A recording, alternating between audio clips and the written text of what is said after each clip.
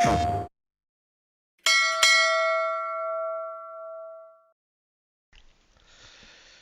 team, and welcome back to my Loot Roots Survivor's Guide for the Balota Spawn group on my PS5 modded server.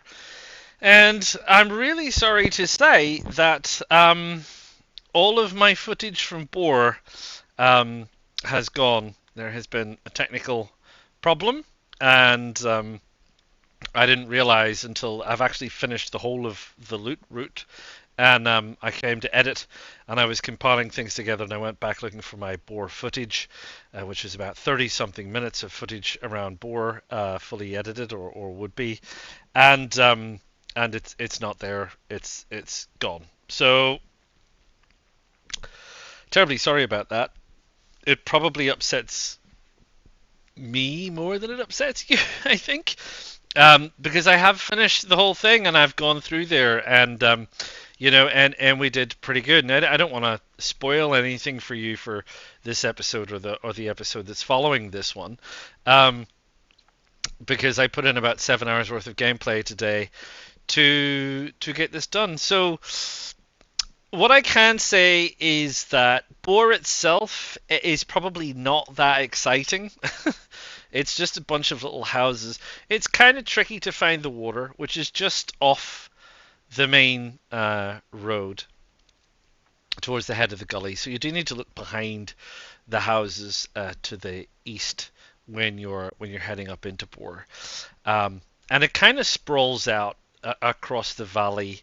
It's kind of like a Y or a T shape, I guess, in that you've got the road, and you've got these hills that slope up around it that have houses on them that you can go and explore and things. What did happen to me, and I will allude to that during my the rest of my loot routes, is I got attacked by wolves, and I managed to get myself into a barn. Where there was a bit of room for the wolves. I think it was 3, maybe 4 wolves, and I managed to deal with them eventually. And obviously, the shooting brought in some local Zeds, and there was about half a dozen Zeds and things. But ultimately, I managed to get up on some silage bales and shoot the last of the remaining wolves, and then I could just take out the remaining Zeds from on high with a knife, long knife, my big machete, my oriental machete that I got in Kamarovo. So that's it. It was by far one of the most challenging little towns that I've had to deal with in a while, really because of the wolves, but also because there are an awful lot of Zeds on my server, which is a modded server in Boar. Albeit there's not really an awful lot of things there. And I didn't really get an awful lot of stuff from Boar either. But there you go. Them's the break. Sometimes some of the challenging areas don't really have a lot of loot. And that's the way it is. So yeah, so I'm terribly sorry about losing all that footage. It's very saddening to get to the end of it and come back to editing and realize that the footage is not usable. So yeah, sorry about that. Not a lot I can do about it. All I can say is we'll pick up the action in Kozlovka, and we'll take it from there, which means that this part 2 will be a little bit shorter than I originally intended it to be, and therefore be quite quick and abrupt. But do stick with it, and do hang in for the final part, because the final part really does have an awful lot of goodies and surprises in it, I can promise you. So yeah, let's pick up from where the footage is recoverable. I'll see you soon. Right, welcome back. So this is the trail. This is the blue trail. Just follow the blue trail all the way. Just follow it all the way. Follow it all the way around, and it brings you up into the back of the town of Kozlovka. And so here we are in Kozlovka. Actually, before I do anything, I'm wet again. It was literally just hosing with rain, and it's cleared up. So I'm gonna wring out my clothes, because I'm absolutely hosing with wet, and I probably should have done that before calling you in. But we can go over, because to you it's like, haven't you just wrung out your clothes? Yes, I was just wringing out my clothes. I was just sitting in front of a fire. I literally came outside and got a few steps outside, and it started raining again, because that's just life, really, isn't it? So anyway, there we go. I'm gonna sort it out. I'm gonna have a look around Kozlovka. And again, small place. I'm not expecting a lot. A leather kit would be good if we could get a leather kit. A pot or a frying pan would be good because we have the stove. The pot in particular would be good because it doubles up as both storage and water storage and a cooking implement. Doubles up. That's tripling up. I don't know. So that's fine. And a decent set of gloves, because I'm still using improvised gloves. Padded gloves would be nice, but any kind of gloves, any kind of formal actual gloves will suit. They're still pristine. I mean, I can't believe they're in such good condition, to be fair. But anyway, that's what we're after. I don't know exactly what time of day it is, but hopefully we get a little bit done around Kozlovka. And again, there's not a huge amount of super fascinating things in Kozlovka. It's just a little place. I think there's a hunting store, but that's it. And we'll carry on. I did, by the way, on the way over, I did find a box of shotgun shells. So I've loaded up the shotgun. So I've got some shells in the shotgun, which is absolutely fine. So why don't you sit back and enjoy the show, and listen to a little bit of music.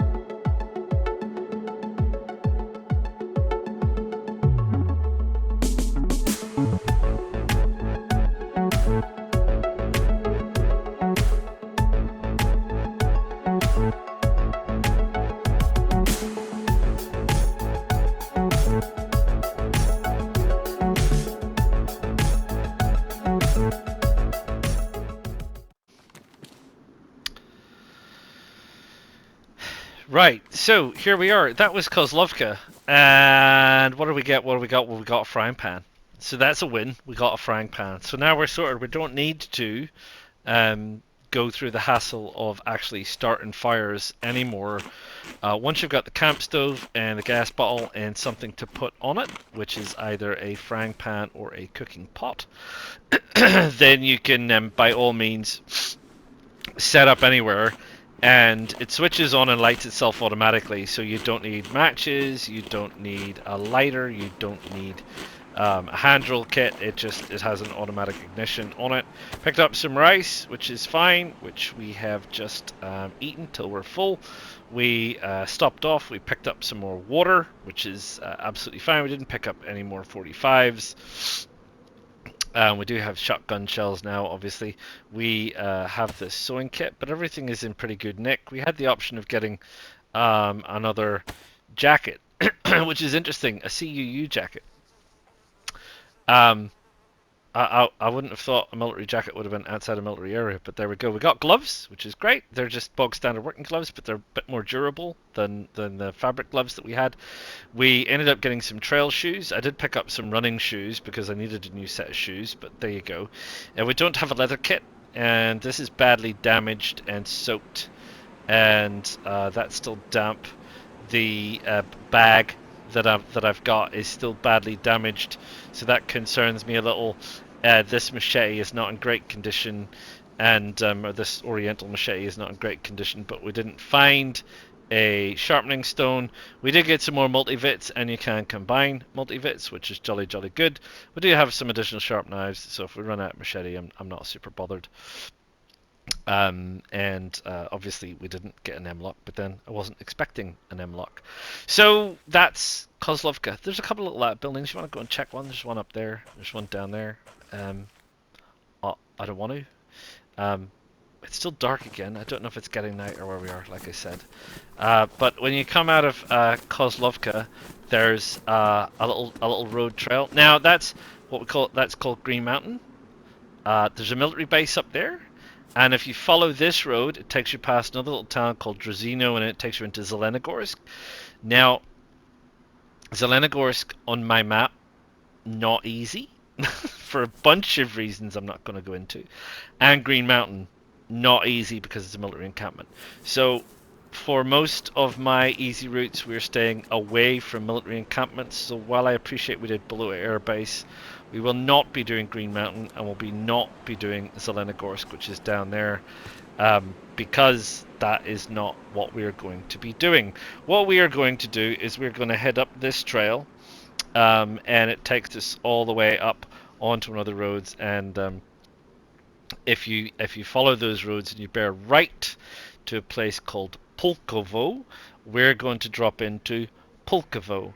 And once again, I'd have to say, not really an awful lot of great possible solutions at Pulkovo, but it is somewhere on the way to somewhere. It is somewhere to stop off and grab some gear, and the next couple of little towns are very much the same. So I will stop gas bagging and I will carry on, and I will probably just go straight into a time lapse on Pulkovo, and I might even do the next three towns just as one. I just need to check my time, and I'm up here just looking over at Pulkovo. Literally just as I hit record, the fog rolled in a little bit in the distance, and you used to be able to see the other town that I was going to talk to you about, and you could see Green Mountain, and they have now disappeared.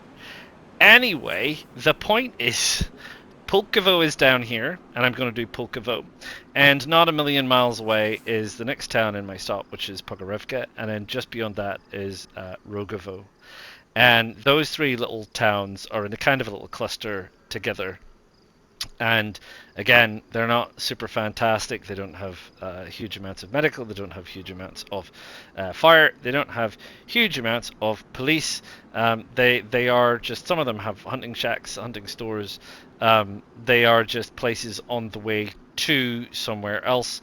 So we're going to just carry on doing those, and I'm probably going to blend them all together into a single time lapse, and that'll be the start of this one. And I'll bring you in when we get to our first major destination on this route, which is a little town up at the top called Pustoshka, or Pustoshka, or whatever, however, Niktauka, whatever you want to say. And that is one of our final launching points before we get to Vybor. So anyway, stay tuned, and I'll go and have a quick run around Pulkovo. See you soon.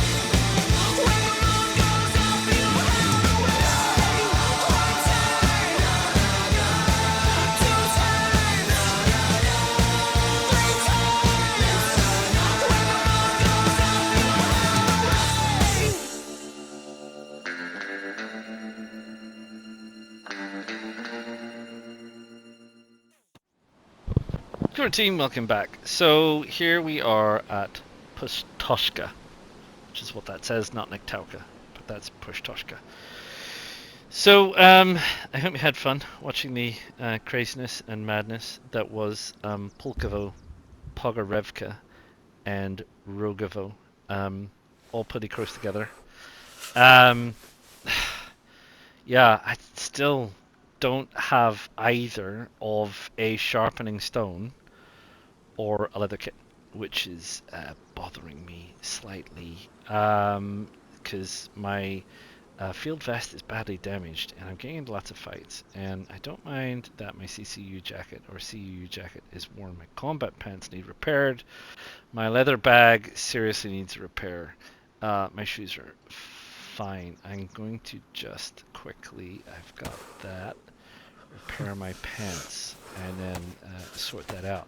So I'm going to take a quick run around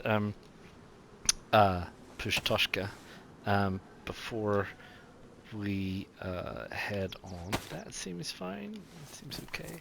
The weather has cleared up finally. I don't know if this is wet. No, that's not wet. Is that wet? That's not wet. Is that wet? No, nothing's wet. So I'm not wet.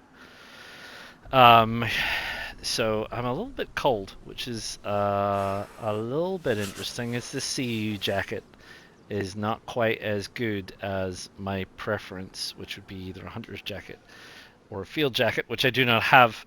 Anyway, we've just been following the roads essentially through those towns and all the way up here, and we've come into the outskirts of Pustoshka. I just saw some Zeds chasing and probably killing some pigs if I wanted pig, but I don't. And these are all fruit trees lining the road. So I've just been picking up fruit and eating fruit along the way. And I've got this dried apple amongst other things. So what I'm going to do is we're going to be heading north out of here to Vybor eventually. But I'm probably going to run out of time on this one. So what I'm going to do is I'm just going to head down that side. There's a few buildings out here, but I think I'm predominantly going to skip those. I'm going to head down this side and then go down to the bottom, cross over, come all the way back up the other side, and see what we've got. Again, loot routes, you don't have to loot every single building. Just focus on the things you were looking for if you want to, and the buildings where you think you're going to get the most amount of yield. Because otherwise it could just take you forever and ever to do every single building in every single town that you go through. And when I'm done, we'll just have a quick look, and we'll call it there on this one. So I'm just going to carry on and do this, and I'll see you when we get to the end. See you soon.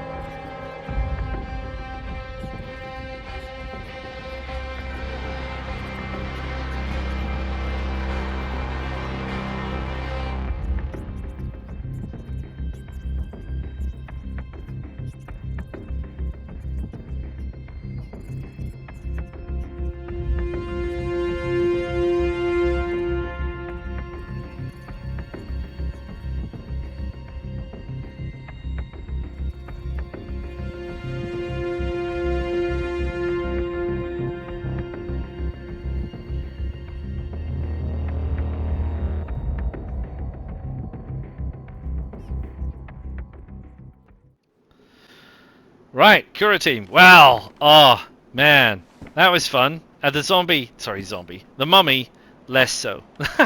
I heard him running, and I was like, "What's that running noise?" And then I turned around, and he's shambling after me. Ah! Dashed off. So, yeah. Anyway, got rid of the mummy. Into a building, hit him through the windows. It's all good. We're all good. We're all good. So what did we get? Well, we got sharpening stones, which is fantastic. So we got sharpening stones, which are good and in good condition. So we sharpened our machete. So that's all good. We got a leather kit, which we have used up because I really needed to get that bag repaired. The bag was beginning to worry me a lot. The vest, yeah, sure, but the bag certainly worrying me quite a bit. So we got the vest done, we got the bag done, and of course we got this wonderful thing in the same house as our leather kit, which is this lovely, I think it's the autumn variant crossbow, which is fine. And I'm gonna go over how to make bolts for the crossbow because you can find some bolts. I turned one down earlier because I didn't have a crossbow. I was like, well, I'm not picking it up.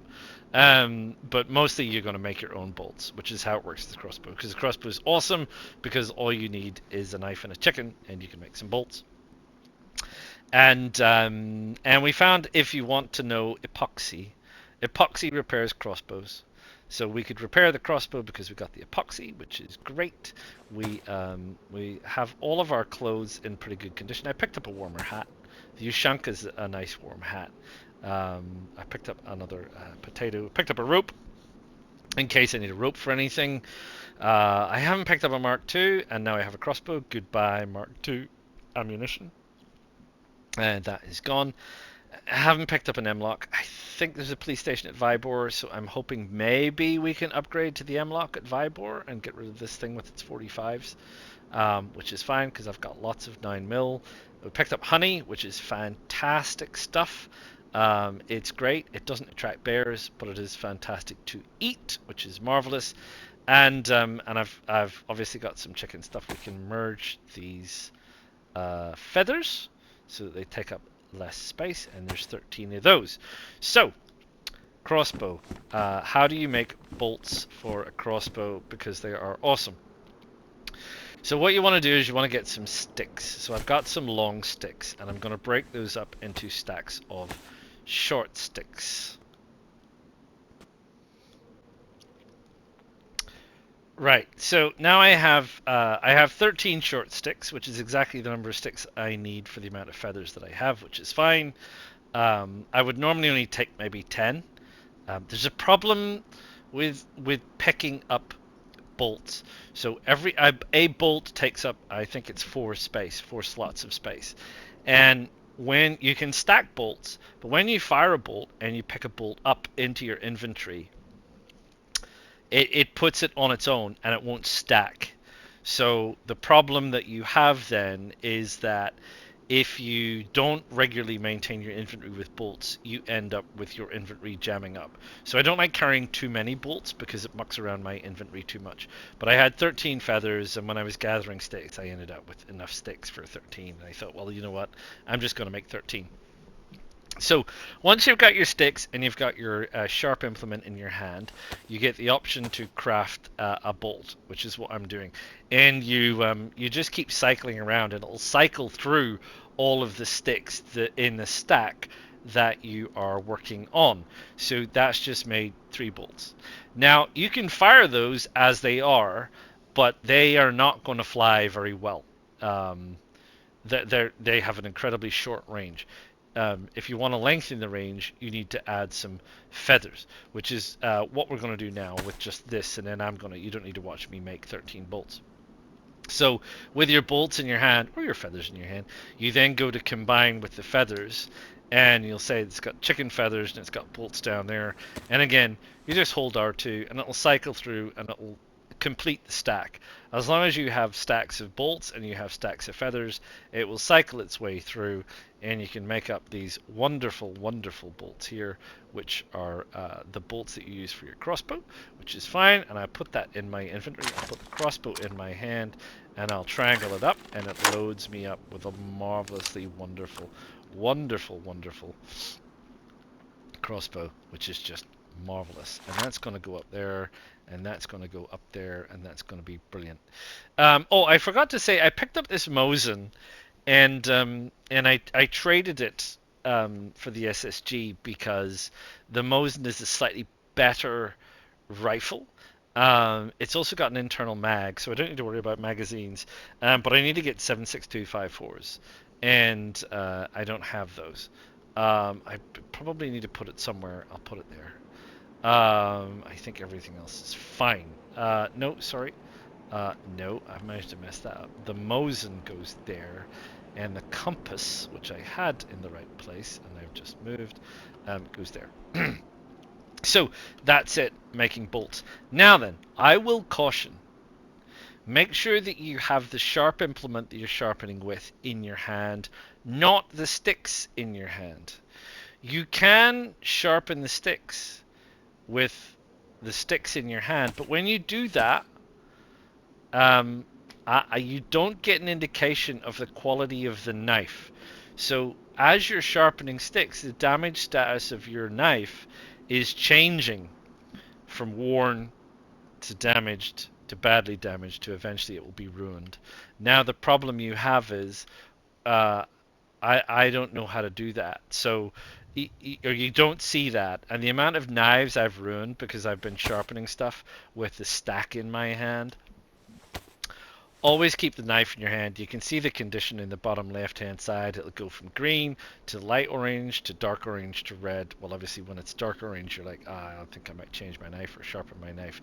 But always make sure that you've got your knife in your hand when you're doing the sharpening side of things. That way you do not ruin your knife. Okay? Marvelous. I didn't mean to put that in my hands. I am going to add these up with all of the other bits and pieces, and that's us. We are done.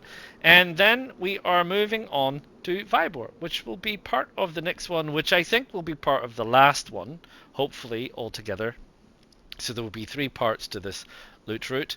This has been a fairly quick dash through the middle.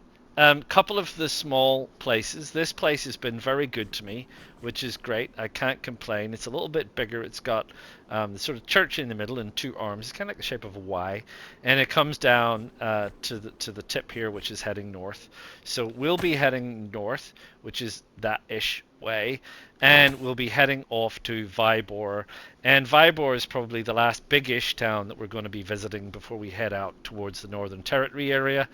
And we're going to see what we can get there in terms of upgrades and things. But again, I'm pretty happy now. Our gear is in good condition. I've got a good assortment of things that will help us through. We've got a good assortment of food that will see us through to the end, so I don't need to do any more food stuff. So I'll probably ditch a few bits and pieces. Like I'm not going to need this, and I'm not going to need the rope, and I'm probably not going to need a battery. The multivits is fine, we'll hang on to those. The honey is fine, we'll hang on to those. 1 sharpening stone is fine. I probably don't need both of these, I'll just settle for 1 of them. We'll probably need that just in case any of our other gear gets wrecked. But by and large, we've got mostly food and weaponry, and or things that we need in terms of repairs and keeping us together. So we're pretty much sorted. So in terms of what we want going forward, well, I'm not really desperately sure. Minor incremental upgrades, probably at this stage. We're probably well suited by now to get on and do stuff. So anyway, I hope you're enjoying it. Please drop a like. Please subscribe to the channel. Please feel free to drop any comments that you see fit. And I will see you all again next time on the outskirts of Vibor. Ta-ta for now.